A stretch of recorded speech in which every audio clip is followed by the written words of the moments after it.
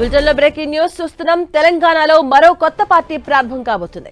ఇవాళ తెలంగాణ జాగృతి అధ్యక్షురాలు కల్వకుంట్ల కవిత తన కొత్త పార్టీ పేరును ప్రకటించనున్నారు. ఉదయం 8 గంటలకు తన పార్టీ పేరును ప్రకటిస్తారని సమాచారం. తెలంగాణ ప్రజా జాగృతి పేరుతో పార్టీ ప్రకటించే అవకాశం ఉన్నట్లుగా ఆమె సన్నిహితులు తెలిపారు. ఇవాళ పార్టీ పేరుతో పాటు ఆమె ఏ నియోజకవర్గం నుంచి పోటీ చేసేది కూడా ప్రకటించే అవకాశం ఉందని టాక్. అలాగే మహిళలు, యువత, సామాజిక న్యాయం వంటి అంశాలను ప్రధాన అజెండాగా తీసుకుని పార్టీ ముందుకు వెళ్లే అవకాశం ఉందని జాగృతి శ్రేణులు భావిస్తున్నాయి.